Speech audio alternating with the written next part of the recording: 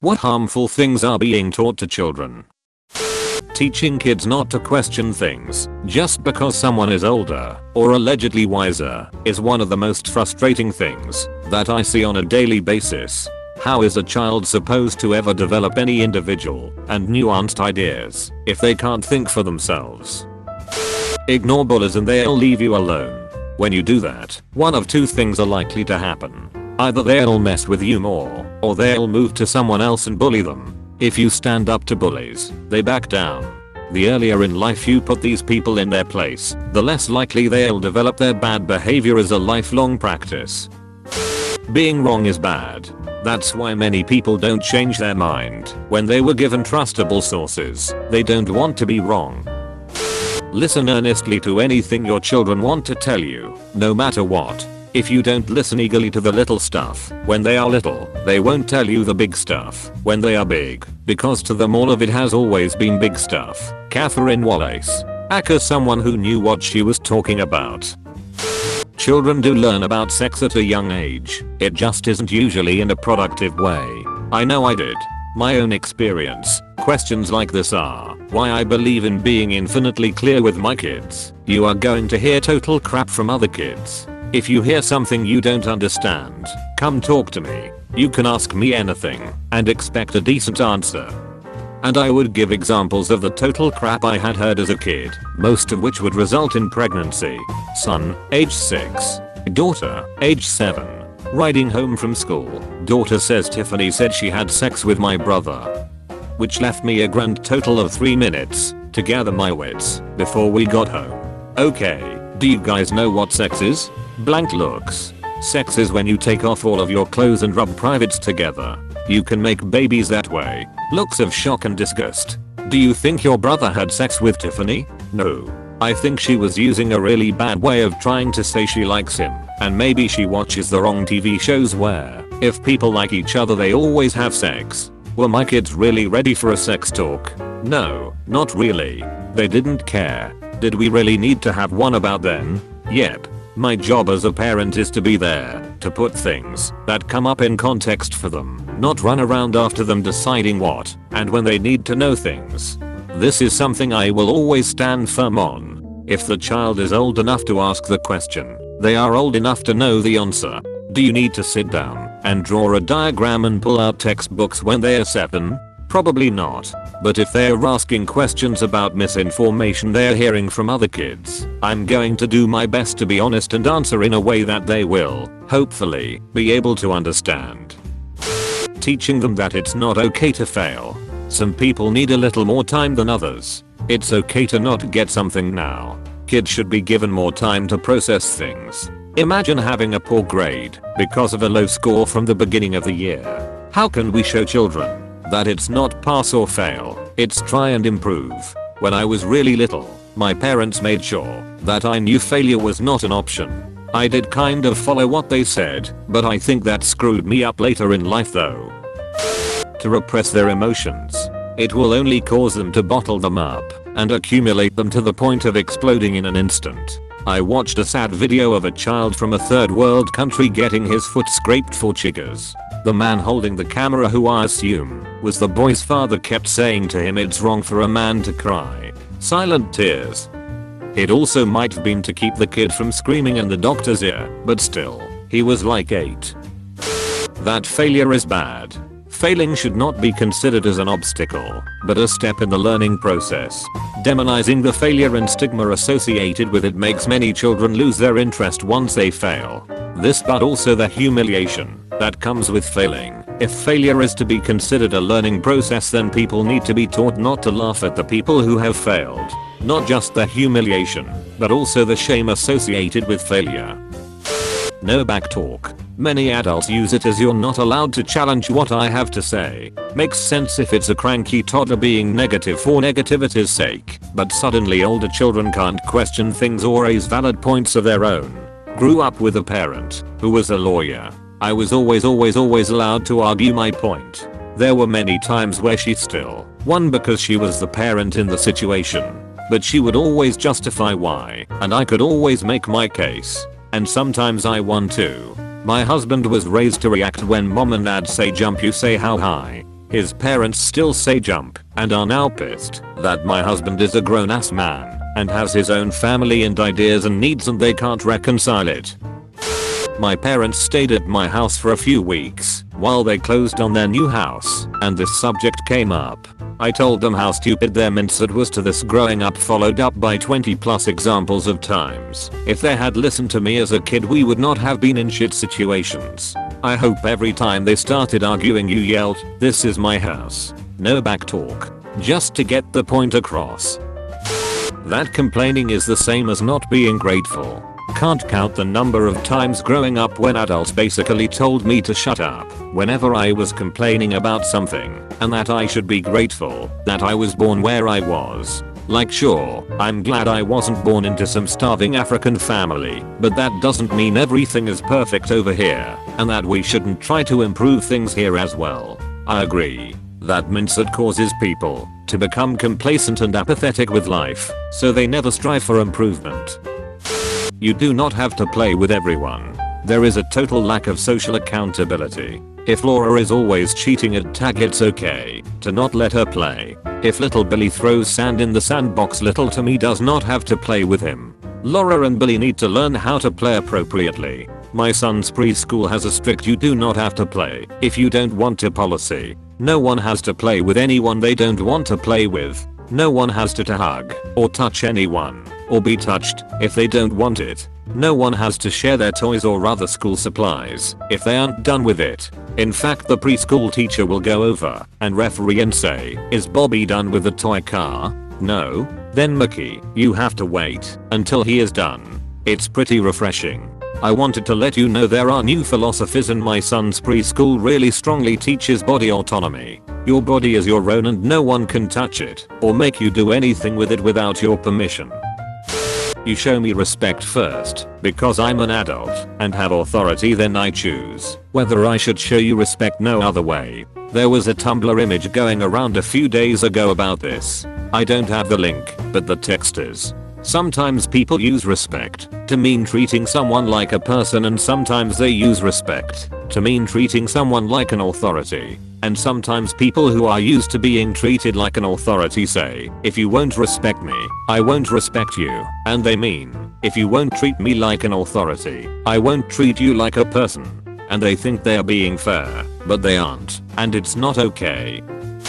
That they shouldn't question an adult. So true. Because of that logic, many kids think that every adult is responsible and trustworthy when, in reality, it's clearly not the case. It was a really weird thing going through college because I began to think more for myself and question adults. It makes you realize how complicated the world is because as a kid you assume exactly as you've said. Making children hug or kiss someone, usually a relative, that they are uncomfortable with is not good. The child may just be grumpy and or not wanting to show affection, or their warning bell sensors could be going off and they do not know how to communicate that. Plus, forcing them to hug/kiss sends mixed messages about personal/physical boundaries and affection itself. Like this, I've always disliked too much physical contact and people would always act like it was blasphemy that I didn't want to give them a hug. Happened to my son in middle school. A kid sucker punched my son. My son then fought back and pinned the kid against the wall. He has long arms and punched him a few times. The school called me and my wife and told us our son was suspended. We went to the school and they said, even though multiple witnesses as well as the kid said he threw the first punch, that the school had a zero tolerance policy, so our son would be suspended. We asked what the school believed our son should have done, and they said he should just walk away. We told them that he would not be receiving any punishment at home and that the policy was fucked up. That's for their insurance policies. They don't give a damn what happens to the kids in that scenario as long as they don't get sued.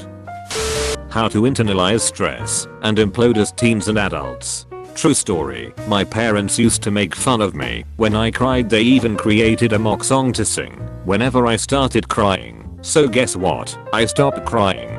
27 years later, I can't cry at all, and I can't tell others about my stress levels without getting upset. BTW, my parents are really nice people, but I was their first child in the early 90s, so they didn't really know how to deal with a crying child. She's younger than you, just let it go. Can't you be more compassionate? You're the older one here in this situation. She's a little child. She doesn't know any better. Absolutely hate this information that was drilled into me since I was a kid. Edit. I think children under the age of 3 are an exception to this though. I was referring to the 5 to 12-year-olds who could get away with stuff because they were younger. I don't give a fuck that she's 6 and I'm 6.5. She pissed in my fucking Lego bin. Edit for clarity. The kid who pissed in my Legos was the kiddo of my stepmother's coworker. In a nasty divorce, the parents may only talk about each other's bad qualities and the kid or kids may have an issue/issues with their parents. Yep, my parents, especially my mom, only ever say you're just like your other parent when it's something negative. Led to some serious self-esteem issues that I'm still trying to work through into adulthood. I see my mom maybe once a month because that's all I can stand. Her side comments about everything. Didn't realize how toxic she was until getting the distance.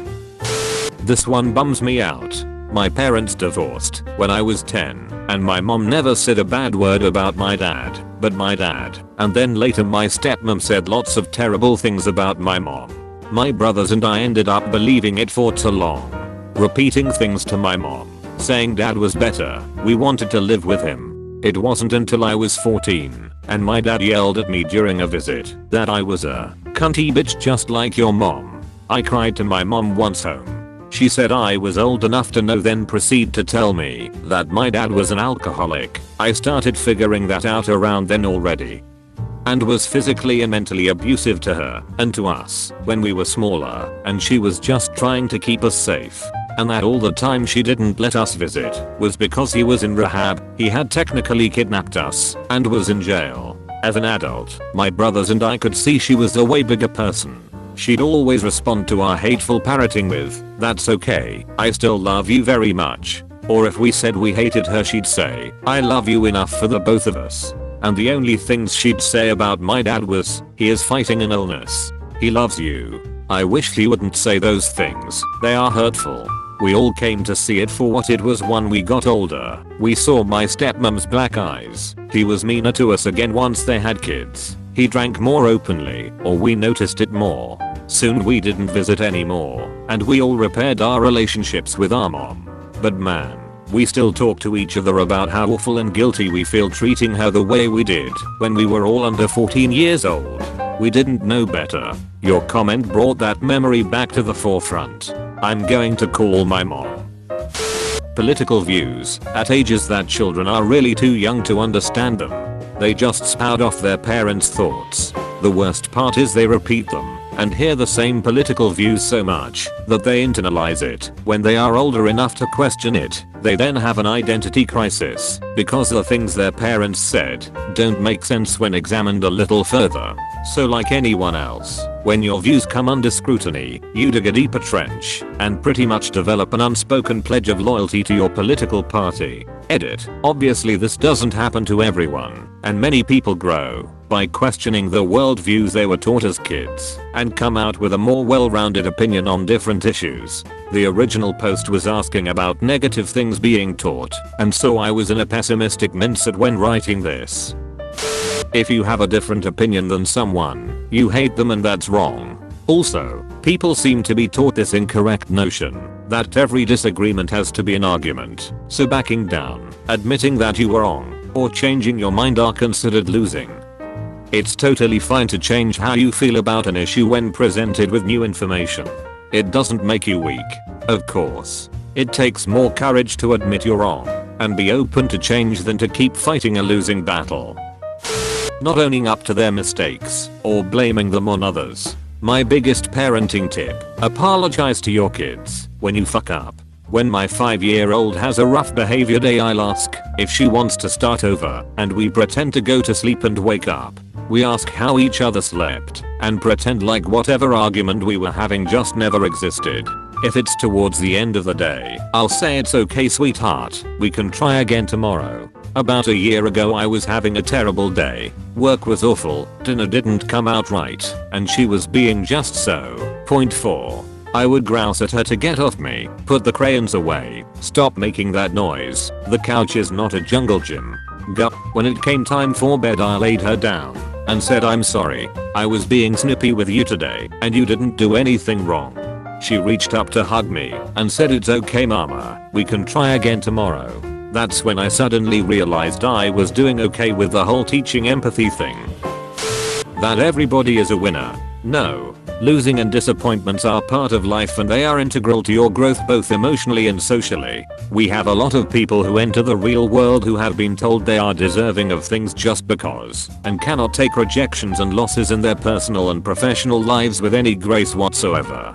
This is also resulting in mediocrity being accepted as a norm cause nobody wants to call out ineptitude, while the hard work and dedication being put in by people who do end up in good positions are being played down. It's a little harsh but it's true. Kids gotta learn how to lose before they can truly start to win. That's the only way being gracious in victory will ever come about. This is why Pokemon is such a good cartoon for kids. For years Ash has done everything right with training and caring, and he's lost the championship. I hated the cartoon until I saw that it helps foster a healthy relationship with losing. Losing with grace and finding the value in it is one of the most important skills. Kids today are more aware of consequence in their digital footprint than any generation. Before speaking strictly of middle and high school age kids, they are extremely well aware of how something can come back to bite them later in life. Some might think this is good and a step towards a more mindful generation, but I disagree. They've just gotten better at hiding it. For the sake of maintaining a happy face and limiting their digital footprint, kids today repress anything that might be perceived as off track. My kid is going to be born soon, and I'm really terrified of how to take a kid born in 2020 and navigate the digital future. You shouldn't have to be worried about posting cringe or whatever when you are 8. What to think instead of how to think. I love this and wish it was higher up. I tried finding the study that I'm thinking about, but I can't seem to find it on Google. The gist of the study was that they took two groups of kindergartners. One group of kindergartners was given a type of toy and specifically told that it makes noise. The other group of kindergartners was given the toy but not told whatsoever what that toy does. The group that was specifically told with the toy does only played with the toy to make it make noise. The other group that was not told what it does was able to play with the toy and found that the toy not only makes noise but lights up, stretches, etc. The conclusion of the study was that when children are told something, rather than letting them figure it out themselves, they are less likely to work out problems and experiments for themselves. I strongly believe this feeds into adulthood, with standardized testing and multiple choice questions. I don't know what an educational system without those types of tests would look like, but I certainly hope we continuously work towards improving a teaching style that has shown to limit problem-solving skills. I personally hate when I hear parents telling their kids white lies to stop them from doing something, or white lies to shield their kids from anything bad that happens, like a pet dying. Then they grow up not knowing how to deal with a lot of situations. My parents told me my cat went to Florida when it died. I was on a school trip at a petting zoo and saw my cat's doppelganger and apparently had a freak out trying to reclaim him. The teacher thought I was insane because I kept screaming that my cat has back from Florida. Funny story to tell though. Boys don't cry. Let the damn boys cry. One of my favorite things about football, soccer, is that despite how masculine it is, there are plenty of times where fans and players have cried and generally, people don't make fun of it. Losing a final, getting relegated, accidentally causing a bad injury to another player, giving away a 3-goal lead against Palace when you still have a chance of winning your first league title in decades. Football is surprisingly open to boys crying.